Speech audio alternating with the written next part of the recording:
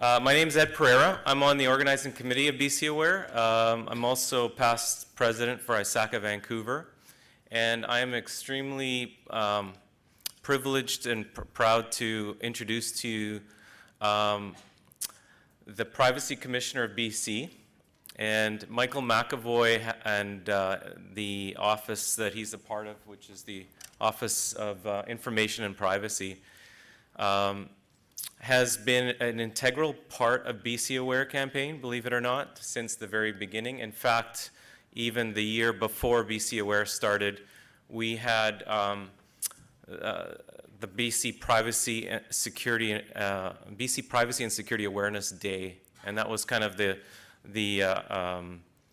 sort of the birth of BC Aware. The following year, the same group came together and started up BC Aware, and each and every year, either Michael and or his predecessor, Elizabeth Denham, has been at each of our events or has spoken at our events, and we're extremely grateful to have them as part of the BC Aware campaign. So without further ado, come on up, Michael.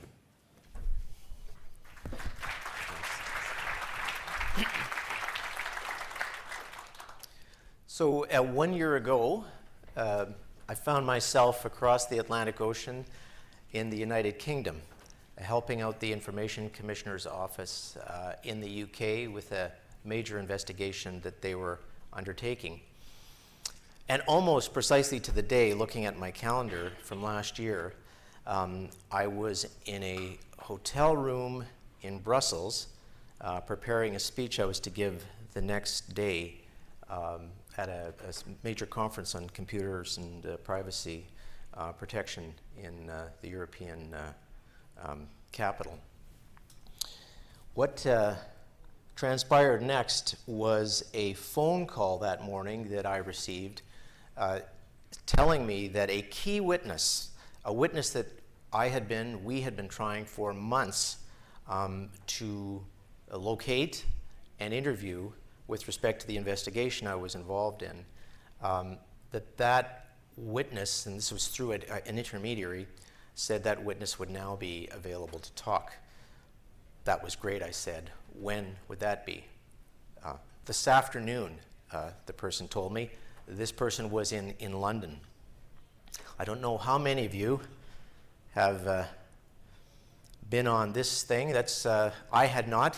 That's the Eurostar that takes you from Brussels to London in about 2 hours.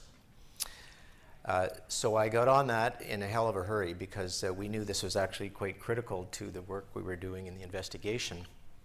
And I found myself in a lawyer's office in London, downtown, right in downtown, with a colleague of mine. You may recognize this woman. That's Elizabeth Denham, who is formerly Commissioner for Information and Privacy in British Columbia, and now the Commissioner in the UK. We found ourselves in a room with our key witness and the key witness's lawyer, who had several concerns, which I'll talk about in a moment. In fact, I'll return to that meeting in just a moment and what happened, because it had profound implications for global events and what later became the Cambridge Analytica Facebook story.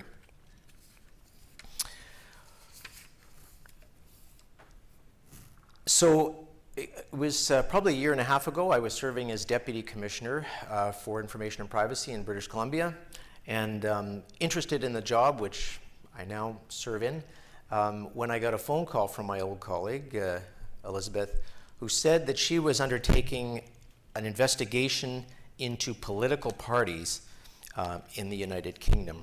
She described it as probably the most significant investigation that she has and would ever likely undertake. It had been a couple of months in the making, and would I come to the UK to lead the investigation? I was somewhat, I'm not sure, I was a little shocked actually at first. You have 600 people working for you in your office in the UK. Surely there would be somebody that could take it on, and she persuaded me that I ought to come over and do this. So my wife and I, sitting on our lovely deck in August, decided to pull up and head to this place, Wilmslow, 53.5 degrees latitude. It actually is southern part of Manchester. This is a place, a population of about 25,000.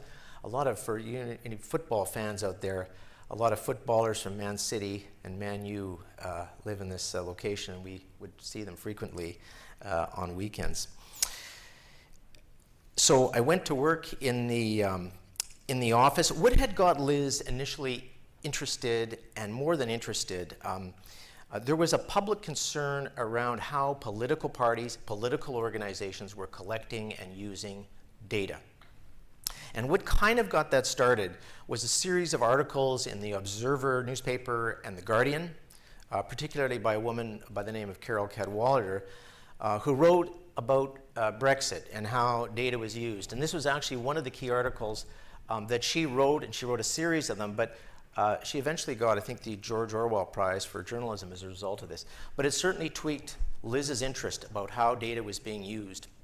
And so the focus of the investigation, at least initially, was on how political parties in the United Kingdom collect and use information about voters.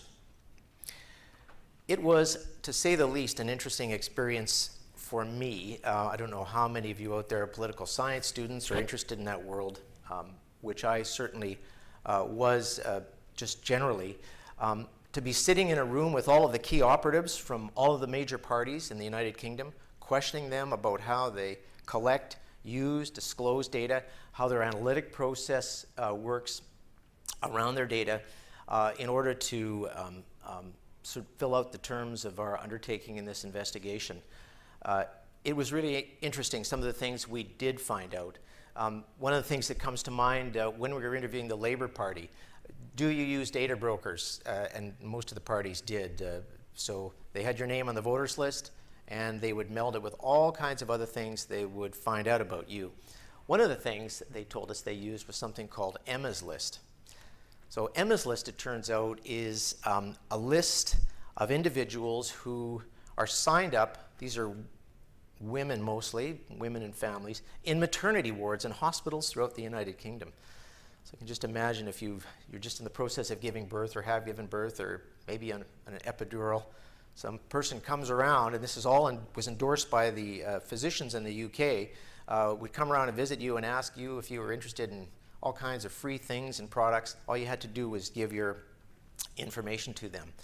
A lot of people did that.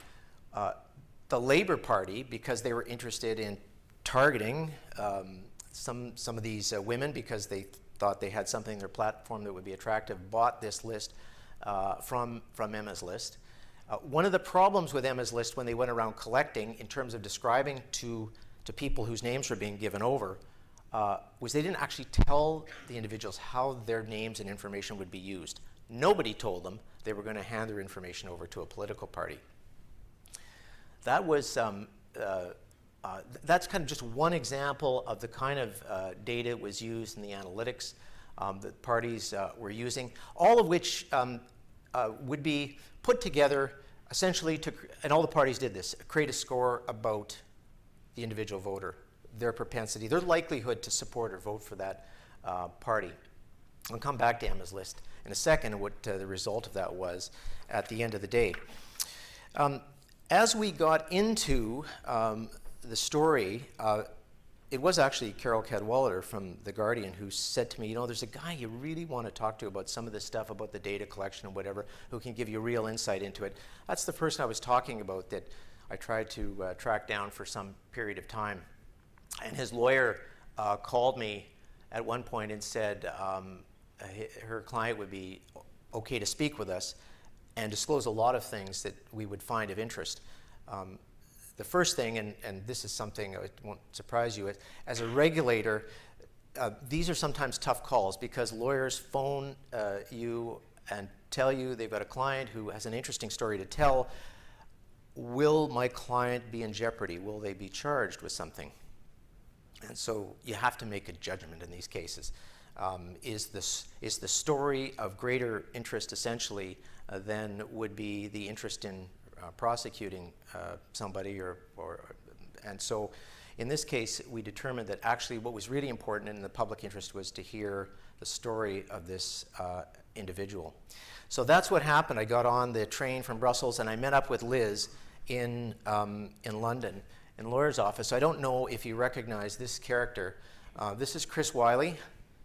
I think his hair was actually blue when we interviewed him the first time.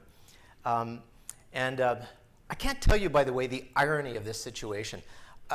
Liz, who's from Victoria, BC, she has a home there. Me from Victoria, BC, based there, sitting in a lawyer's room in London with Chris Wiley, who happens to be from Victoria, BC. So all of us with these funny accents, surrounded by these folks from in the legal, some great legal minds in the UK. And so we start to interview Chris about what he knows. So it turns out Chris was connected with, those are the words I'll use, a company called Cambridge Analytica. They undertook lots of political projects, gathering data, targeting data. Turns out Chris was involved with facilitating Facebook data that was being melded with survey data that was being done. I don't know if the name Alexander Kogan rings a bell. So Kogan was a fellow, he was a professor at Cambridge University. The essence of it was, just to shorthand it, is that essentially they were sucking down millions of Facebook user data information. It was in the old days with Facebook's permissions, what actually happened was that there were individuals who actually went on and voluntarily took a survey, and they voluntarily give away their Facebook information. They unlock the keys. What happened was, though, as a result of that, Kogan and Cambridge and these guys could not just get those people who volunteered their data, they got all of their friends. So you can imagine with surveying a couple of 100,000 people with their hundreds of friends, suddenly the number morphs into, I think 50 million, including, by the way, 660,000 Canadians were involved in all of that. Chris was telling this incredible story of all of these things, goings on in, that Cambridge was involved in Nigeria, Trinidad and Tobago. It was, and the stories were incredible. I mean, incredible corruption and targeting and all kinds of things. And we said, well, we have to carry this conversation on, and it would lead to several more meetings. But I had to go back to Brussels to make the speech the next day. And just before leaving, I will not forget this. He said, and sorry, did I forget to tell you about the Russians? And no, I say that, I don't say that actually flippantly, because there is a significant connection. It turns out, in fact, Kogan had gone to St. Petersburg. There are open questions now about how that data was used and whether it went other places just besides the US election, and we can talk about that in a second. But I ended up going back to Brussels that night, and I have to tell you, in the tube, looking over my shoulder, looking for guys with umbrellas with pointy tips, plutonium tips or whatever. It was a little creepy. But the story went on. It took us to further investigation, obviously, and particularly into Cambridge Analytica. I don't know if any of you saw this. Channel 4, which is a big news station in the UK, did an expose on Cambridge Analytica, where they had an undercover reporter. The reporter was posing as a politician somewhere, I can't remember, it was in the Middle East or something, and he was looking for Cambridge Analytica to help him out. Like, what services did Cambridge Analytica offer? And Alexander Nix, who is the CEO of Cambridge, undercover at a restaurant, reveals that, in fact, there's all kinds of services they could offer, from hacking computers to sending prostitutes to people's doors and so on. I mean, it was incredible. Anyways, we saw a preview of this about 30 minutes before Liz Denham was to go on the air to be interviewed by the chief news correspondent for Channel 4 to get her reaction to all of this, which she did. Of course, she indicated her outrage. This is actually a picture from that interview on Channel 4. And what had transpired up just before this point, we put in the wheels in motion to get a warrant to get into Cambridge Analytica's headquarters. Now, the way the system worked under the Data Protection Act in the UK, it was crazy, basically, because we had to sort of we had to publicly disclose all the facts around seeking the warrant. You can imagine that would take out a little element of surprise in all of that. But there we were trying to get the warrant, and that was publicly, actually wasn't that publicly known. Certainly Cambridge knew it, and other players. Liz on TV told the announcer that that's what we were doing. The news announcer said to her, "Oh, that's really interesting," he says, "because we have just learned, like literally at this very moment, that Facebook is actually in Cambridge Analytica's headquarters right now, and they intend to do an audit of Cambridge's operation." This was probably just seconds before the guy said this to Liz, and you could literally see her face on TV going red from the neck up, and she just said, "We are the regulator." And shortly after that interview, I, along with one of Liz's deputies, got on the phone with Facebook and told them, and I'll use polite terms, to get out of Cambridge's office. They were clearly implicated, potentially implicated, for data crimes, if I can put it that way, along with Cambridge Analytica, and they had no business going in there and disturbing evidence and so on, especially when everybody knew we were in the process of attempting to get a warrant. So, and Facebook backed off instantly. Whether it was ignorance on their part, I don't think so. I came to learn in my dealings with them there and here that it wouldn't surprise you to know that there's a certain amount of, I'll use the word arrogance on the part of the company, and belief that suppose what they were doing was right, but it was clearly not right and not appropriate. So funnily enough, I was actually on TV. The journalists were covering the warrant application. The judge had said he was prepared to stay all night and listen to it. The reporter on TV, a couple on BBC, and I think it was on BBC, said, "Oh, well, they've just understood the judge will be listening all night, and we may." And then it's one of these moments where the guy says, "Oh, wait a second. No, we just have word now that that yes, the judge has granted the warrant." We had determined right at that moment, if the judge granted the warrant, this was on a Friday afternoon, we were going to go in right away, and we had the crew, and they were great, really interesting, great team, go in right away, and I have to say it was very, very interesting for me because the team was incredible. There were people who had been in Scotland Yard and all this stuff, so they had done all the work. They'd cased the place out, just like you'd see on, CSI or something. Cased the whole place out, determined all the entrances and exits and all that sort of stuff. So they were well prepared.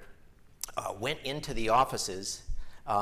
And it ended up, the judge's announcement, the commentator, and an hour later when came back to the news guys to wrap up the news, our guys were going in. The warrant had been granted. Our guys were going in, and these were the pictures that were grabbed. This was in The Guardian, but the TV cameras had picked this up.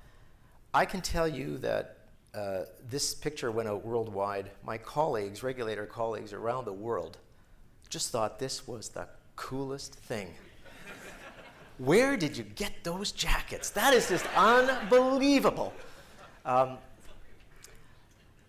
So it was quite. So they were actually in there 12 hours, something like that, until like 4 o'clock in the morning and Saturday morning, gathering up evidence. Now, despite sometimes things are surprising.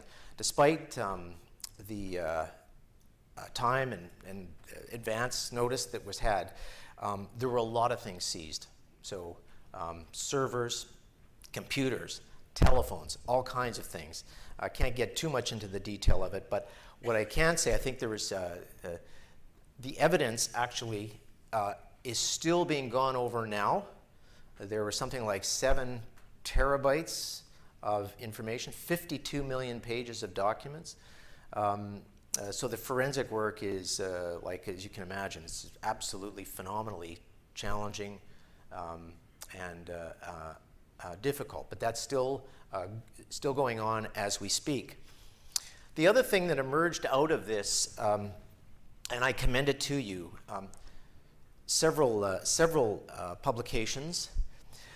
I should also say, by the way, somewhere in all of this, I, along with the team, had worked really, really hard to get Facebook in a room to sit down to answer some of the allegations and things that we had learned. It was not that easy to do, I have to say, and we were on the point of just ordering them to appear in front of us. But we did finally arrange for, and I remember this, February the 8th, so just a little over a year ago. So just as we got that nailed down, I got a phone call from Kate Ryan Lloyd, who's the clerk of committees in British Columbia Legislature, who said to me, the committee for the commissioner's job in BC would like to interview you. I said, that's great. When would they like to do that? February the 8th. I said, Kate, I really want the job, but I said, we've gone to the ends of the earth to get this thing done, and this interview, and I can't do that. So the committee was very kind and very gracious and gave me a couple of extra days to get myself together and fly over. Obviously, I was very honored to take the position on that I have now. The one disappointing part of it is I had started into helping write the documents which eventually appear, and the team was incredible. So disappointed not to be able to complete that work, but I would commend all of these publications to you because they really speak. It's not just about the UK, it's about how political parties globally look and collect information. Just sort of the kind of the postscript. Facebook was fined £500,000 as a result of the Cambridge Analytica thing. That's not a lot of money in the whole scheme of things for Facebook. That they probably make that much profit in a day. But that was the maximum that Liz could fine them under the old Data Protection Act. The new General Data Protection Regulation, GDPR, many of you have probably heard of that, allows for much heavier fines, 4% of global turnover, up to about 20 million euros.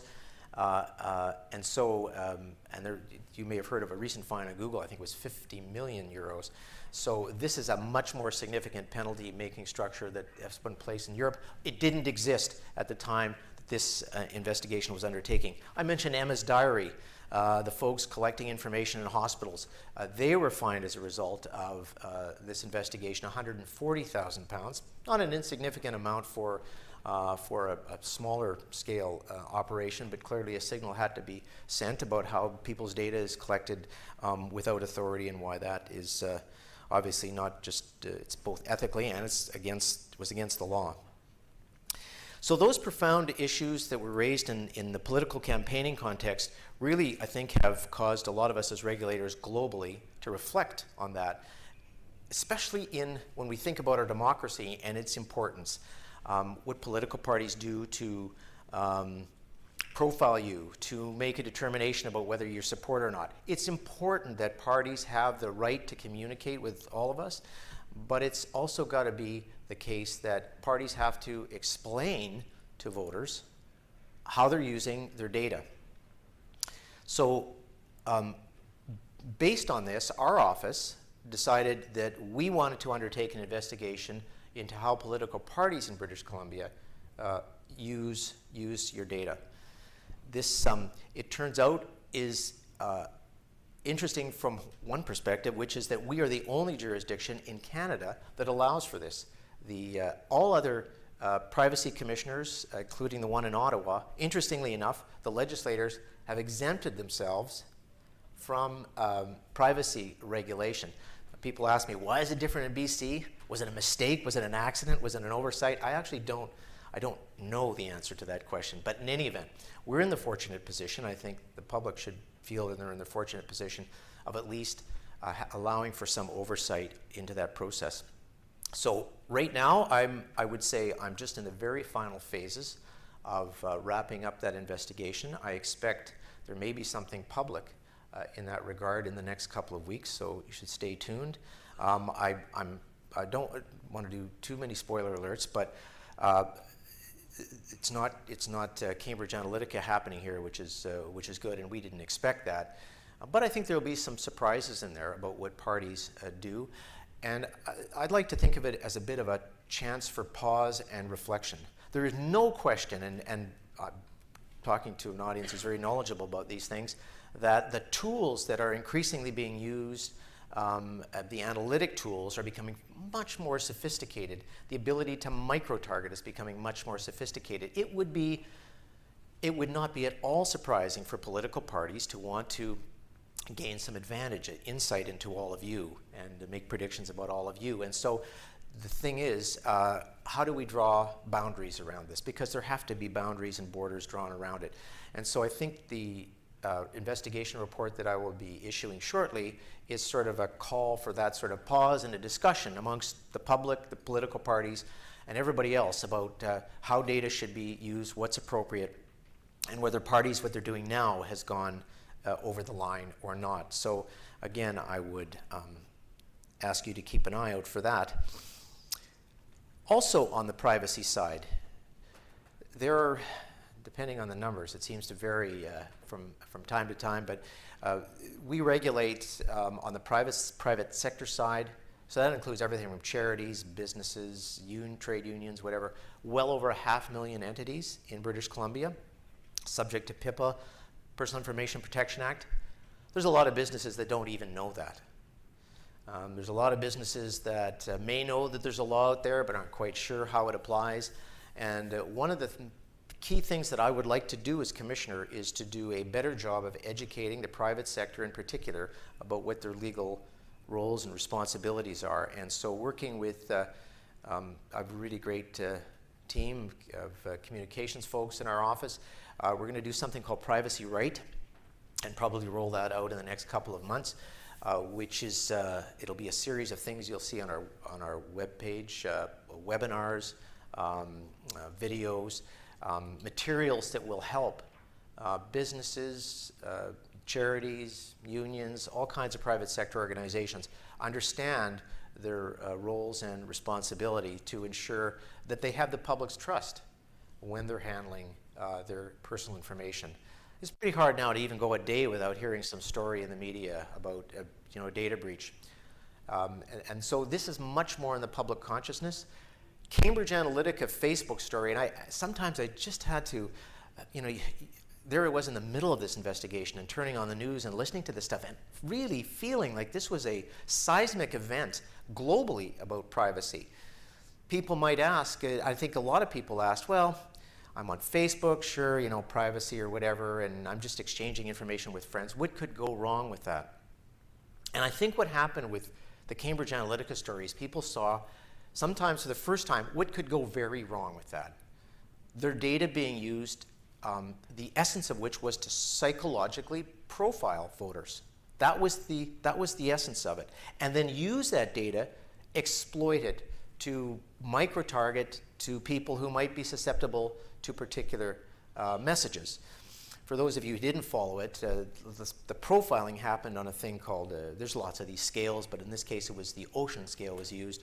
OCEAN, O standing for openness, conscientiousness for C across the board till you get to N, which is neuroticism. And this is probably a little more sophisticated. It's a little more sophisticated than just the word, but a fairly sophisticated way of psychologically profiling people. And once put in the box, figuring out the best way to message people. That, I think, shocked a lot of folks. And there's no, and so this was used by the Trump organization in the United States. And there is a question, there's a serious question around whether, in fact, the Russians actually had access to some of this stuff, because they clearly had the tools and the sophistication to be able to facilitate some of the targeting. I guess we'll find out when Mueller's report comes out eventually. So that was, I think, just one of the most significant events on the privacy front, I think, in the last number of years, and something that is leading to, I think, reform across the globe.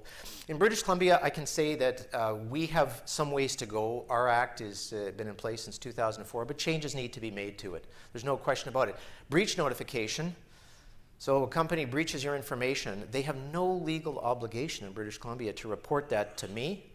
More importantly, they have no obligation to report it to you, even if it's harmful. Now, as a matter of course, we will get breach reports to our office. People will voluntarily make them, particularly the big players. But it seems, frankly, ludicrous in this day and age that companies are not compelled to disclose that information to regulators and, again, most importantly, to the public. So we've called on that for that reform along with others.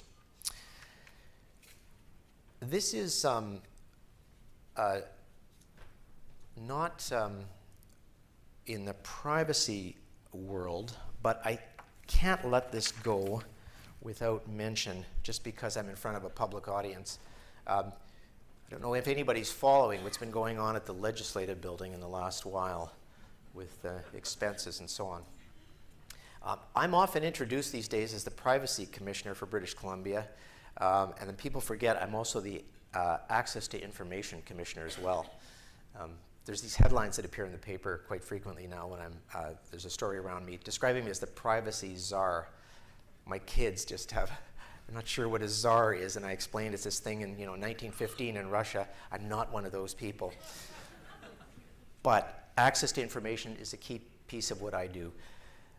It is incredible that access to information laws do not apply to the Legislative Assembly and the work that is done there.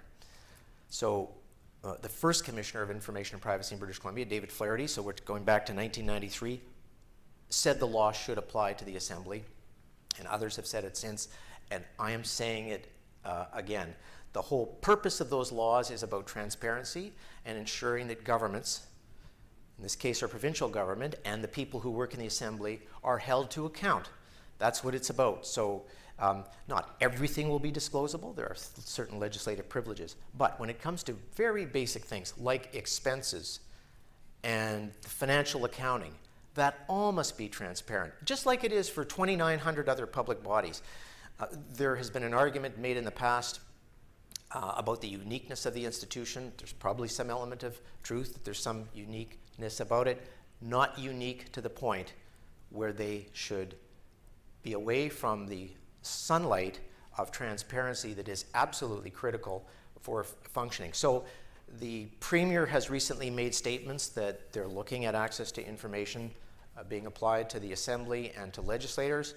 I hope that the entire Legislative Assembly will be of that view when they reconstitute themselves in a few weeks, because it's absolutely imperative, if for nothing more than public trust in our institutions. Because although sometimes, and I don't make a judgment about what's going on, and who knows what's going to result from all of that, but I think for a lot of members of the public, they look at this and they go, it's all like the public service. This is just like the whole thing, people at the trough, which is not at all what it is. It's just tens of thousands of public servants doing incredible work on your behalf. But it just brings into disrepute, I think, the whole institution. And I think what needs to be done is they have to reconstitute that trust, and access to information is one of those key ways to do that. What else can I tell you about the office? If you don't know, we talk about all this work that we do. We have an enormous staff of 38 people covering 2,900 public bodies and over 500,000 private sector institutions. A lot of our work is what I would call, and I don't say this in a pejorative way, but it is what we're mandated to do, react. So if you've got a privacy complaint, you come to our office and we deal with that. If there's an access to information complaint, you go to a public body, they don't give you the information you want, you can come to our office and appeal that. Altogether, we maybe get about 10,000 queries that come through our door during the year. Most of these things are resolved. 95% of things are resolved without going to an inquiry or something like that. So we have an incredibly talented group of men and women who do all of that work. We have a budget of about $6 million.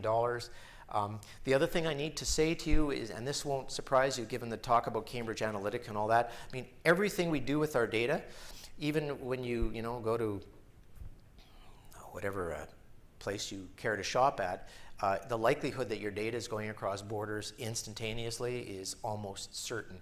So for us as regulators to do our job, we have to be not just talking to one another, but working together internationally in order to protect your data.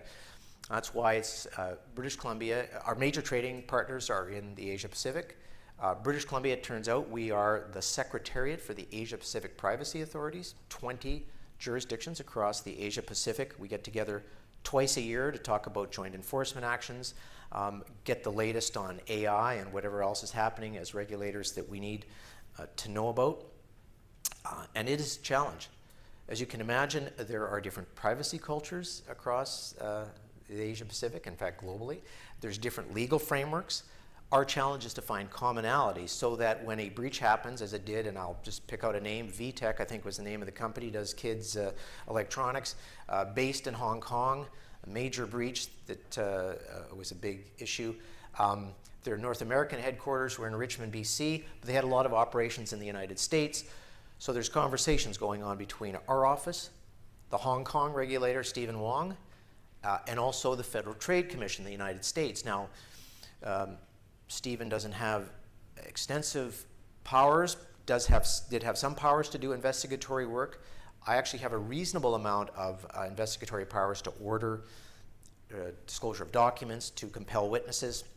What I don't have is finding power, but the Federal Trade Commission has finding power. So together, at the end of the day, VTech was held to account, and we helped in gathering some of the evidence, and it turned out that the Federal Trade Commission levied a significant fine. So as it is now, there are bilateral relationships going on related to Cambridge Analytica, interestingly enough. You talk about Liz and I and Chris Wiley, the Victorian. It turns out there's a Victoria-based company that was central in the Brexit campaign. Vote Leave, which was the major campaign in the UK, used a company called Aggregate IQ, based in, it's hard to write this stuff, Victoria, British Columbia. Vote Leave ran almost £3 million through Aggregate IQ. And so there was all kinds of questions about how the data was used, how it was financed, which wasn't our thing. That was the Elections Commission in Britain, because there were allegations that basically there was financial cheating going on, and that Aggregate IQ was kind of at the center of it. So I was, because they're in British Columbia, I do have and have authority over them, working together with our colleagues at the ICO in the UK and in Ottawa as well at the Office of the Privacy Commissioner of Canada. So that investigation is not yet complete, and stay tuned for that as well. So those are some of the things that we're involved in. Again, I just fill out just a little bit of how the office structure works. So you've got the groups that take in the complaints, investigate the complaints, and if you don't get satisfaction there, adjudicate the complaints. And then I've got another division, the policy division, which does sort of more proactive stuff, more systemic investigations. So if we see a pattern of complaints coming in, sure, we'll investigate them individually, but sometimes it requires a more systemic response. The political party's investigation would be an example of that, where we're systemically looking at an issue and employing resources, and have a really sharp team of people, but always looking for more good people, by the way, on the technical side and investigatory side. So keep your eye looking at our webpage if you're looking for career opportunities and change. The weather in Victoria is a lot better than Vancouver, I would say. So I mentioned when I left the UK, I was actually a little disappointed, obviously very grateful again to take this position on. So they had a lovely get-together for me when I left, and took me out for lunch and made up a bunch of things about how they appreciated working with me, and I say that somewhat facetiously, but it was an incredible team of people. So before they sent me off, they gave me a special presentation, which I have to say I'm grateful for, and I was quite humbled by that. It is now hanging in my office in Victoria, and once in a while at my staff's urging, I will bring it out and show it off. But anyways, that gives you a sense of a bit of an overview and lay of the land of what we do, some of the things I've been involved with, and in the last year. And so if you've got any questions or thoughts, I'd be glad to hear them. Yeah.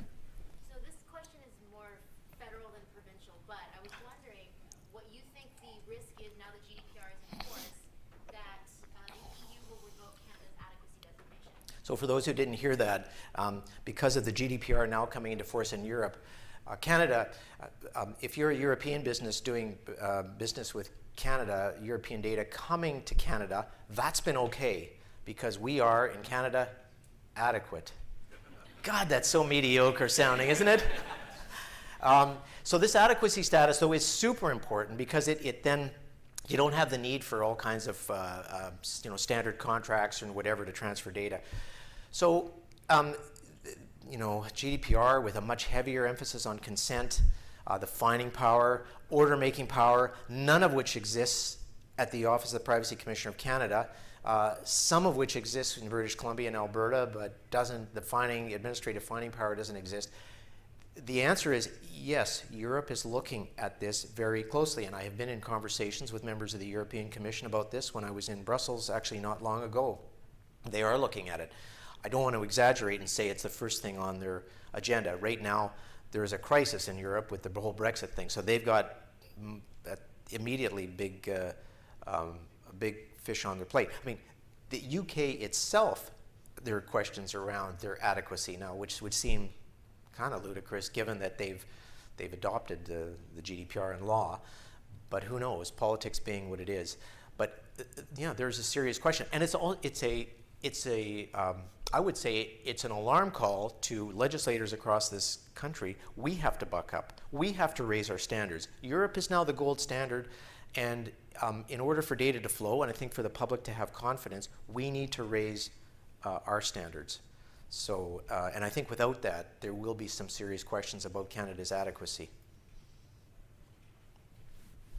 With respect to data using for election purposes, it looks like if the election is in America, they do the analysis in UK, and if the election is in UK, they do the analysis in Canada. Is it to get the reduced punishment or use the international lack of law enforcement so that they can get away with the small fines?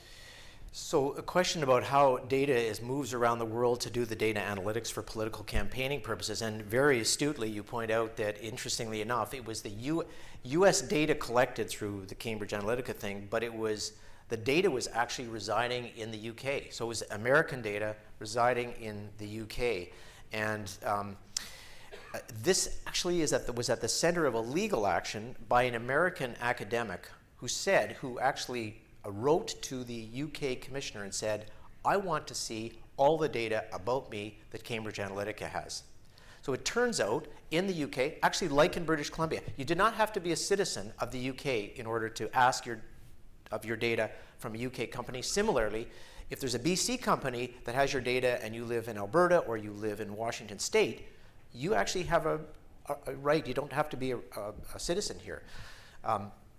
So I think in that case, I don't think it was an attempt to skirt. I mean, when you think about it, if it was an attempt to skirt enforcement, it was a pretty stupid thing to do because the U.S. really has they don't have a privacy law, so to speak. They've got the Federal Trade Commission, which is based on fairness and consumer fraud. And they've kind of tried to shape and develop a jurisprudence to get at some of the privacy issues.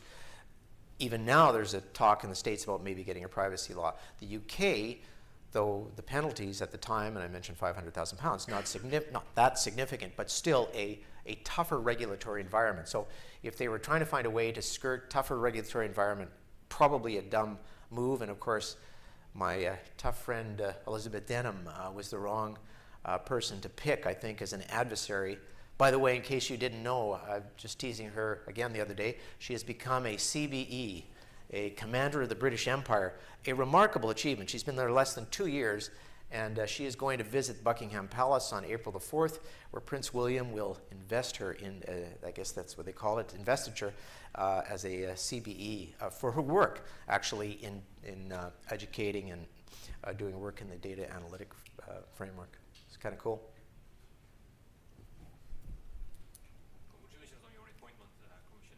Thank you. So what are the top 3 lessons learned would you highlight to prevent Cambridge Analytica type of events happening? The top 3 lessons. God, I hate those. That sounds like clickbait, Canner. It's like top 5 things, top 10. Oh yeah, I'll click that.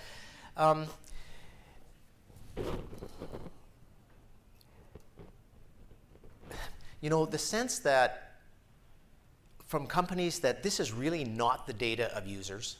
We can do what the hell we like with it. And opening up the application, as Facebook did, to people without any kind of significant controls. I mean, you can say that, well, Facebook tried to run this story that, well, you know, he violated the terms of use. It wasn't for commercial purposes. He represented, like this was Alexander Kogan, represented himself as a researcher. Who are we to know? This little company, Facebook, who doesn't really have any power to audit anything. God, shocked that our processes were being abused. But I think that comes with a certain kind of mentality that you're not treating, you kind of forget kind of where the data comes from, who you're ultimately trying to serve. Although maybe that's too naive on my part. I mean, the reality is the business model of Facebook is using, I mean, you are not the customer, so to speak. You are, you know, you're kind of who's being sold to advertisers. But that does have boundaries.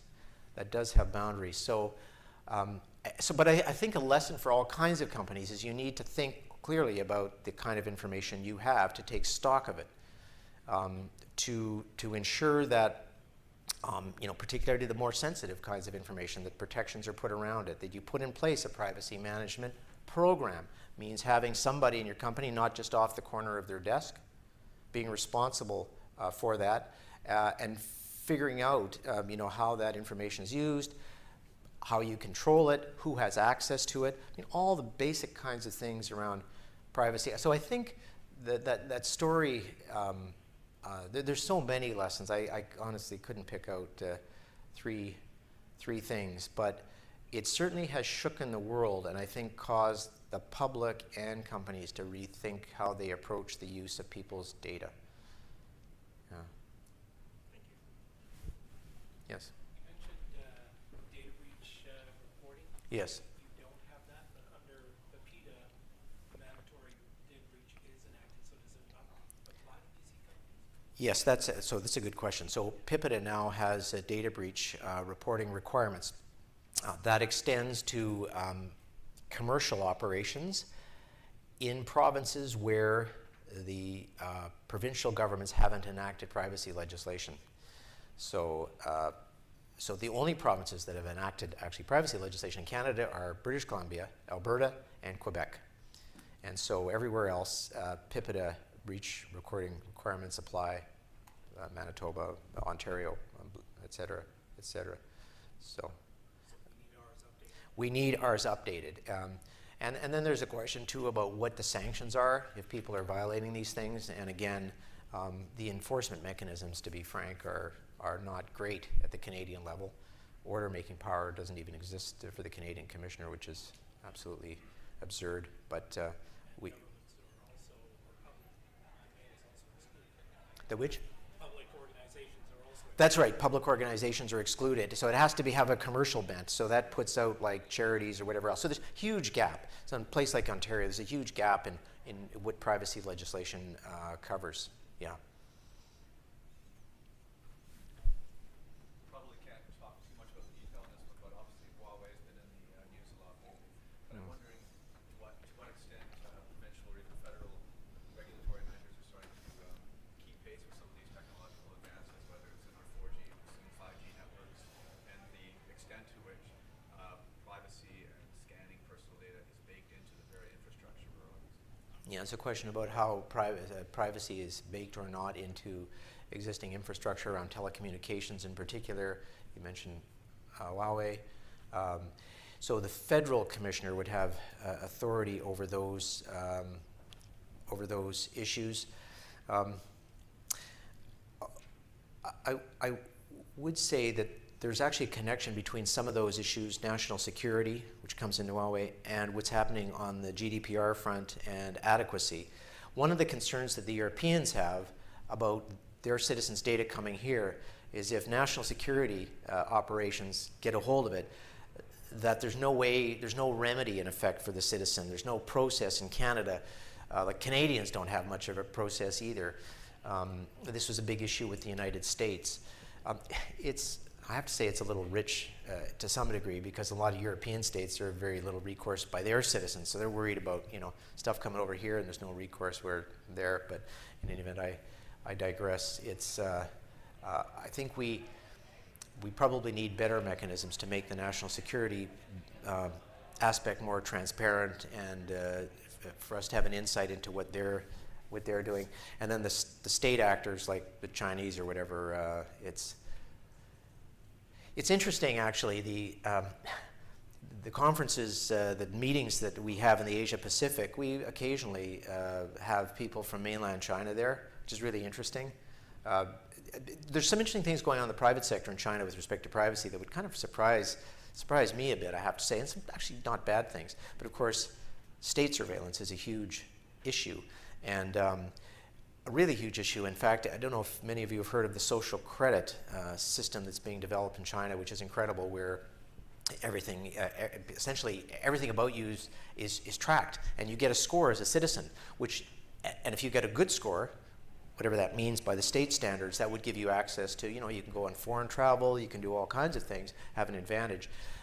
Whereas if your score is lower, you won't have access to those things. It is actually quite frightening from any perspective. But the technologies are more and more sophisticated that involve looking and scanning what you're doing on your phone. You talk about telecommunications. It's pretty incredible. It's things that we do not want coming here. Do you have any thoughts on artificial intelligence and how that will impact privacy? Yes, artificial intelligence. I'm all for it. It's something that we as privacy regulators talk about an awful lot. How people's data is crunched for in an automated way. The most concerning thing is it's used in many instances to make decisions about individuals, judgments about individuals, predictions about individuals. Can be devastating. And when you think about, I mean, there's so many different elements and how they're, you know, be applied. One aspect would be in the legal system, for example. There's more use of, it's described as AI in helping to determine whether somebody should be let out on bail. Somebody should get out on early sentencing because of somebody's put together an AI platform which has crunched all kinds of data and come to some kind of conclusions. These have real life implications for individuals without human beings often being involved in the process. That is deeply concerning from a privacy perspective, and I think should be for all citizens. We base our legal system on reasoning and logic, and if you don't like a decision the judge has made, you can appeal it to a higher authority, the Court of Appeal. If a machine through AI makes a decision about you through one of its algorithms, how do you appeal that? You know, some of the engineers I've talked to and some brilliant people will tell you, like, they don't even know why the machine has made the decision it's made. So how do you possibly appeal it? It's like this black box. And so we have to figure out a way to bring some transparency to that black box, I think, for the sake of our citizenry. So those, yeah, I mean, AI is a huge issue and one that we think deeply about and clearly involves a regulatory framework around it. Yeah.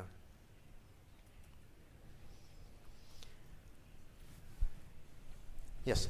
Yeah, in BC we have the two largest credit unions headquartered here, and in, I think it was October, the largest credit union was down for about 4 or 5 days, and people couldn't get access to their accounts and finances. And they just sort of brushed it under the table and said, yeah, there was a glitch, but it's fixed. Now, it almost sounded like a cover-up. And then with the other credit union, it's been reported in the local news stations that about 20 to 30 people had their accounts hacked, and money was taken out of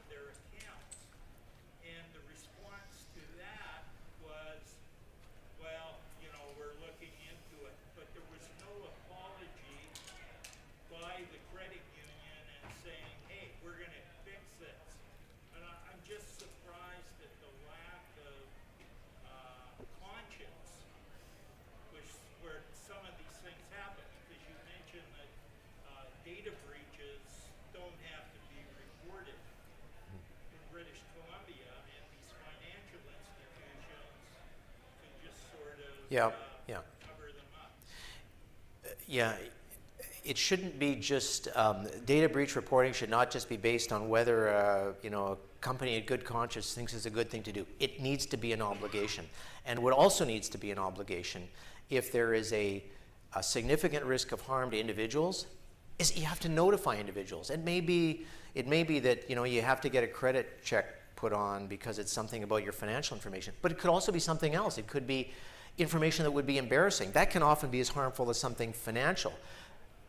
Our office actually helps companies and public bodies all the time to help wade through these things and help navigate through them, stopping the, you know, staunch the bleeding for starters, and then work with companies and public bodies to determine, do you need to notify people? How significant is this breach? Could people be, is there a significant risk of harm here where you have to do that? Sometimes it's not always an easy call, and of course companies, as you might imagine, are not exactly thrilled to be broadcasting this stuff because it rightly would do something to their reputations. But it is necessary in some instances, and the law should make it so. So your point is a well-taken one, and I think just emphasizes the need for mandatory breach notification. So Yeah. is there legislation on the books to try and solve? No, there is not at the present time. Our offices recommended it. That recommendation was adopted by a all-party committee of the legislature who said, Commissioner, you're right. The government should adopt this legislation.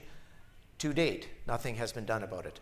So we'll continue to press on that point, and with your help. It's everybody's responsibility in this room to talk to your legislators when you can about these things. You know about this stuff better than anybody, and can help to push that agenda along. It has been a delight once again to be with you. I appreciate the opportunity.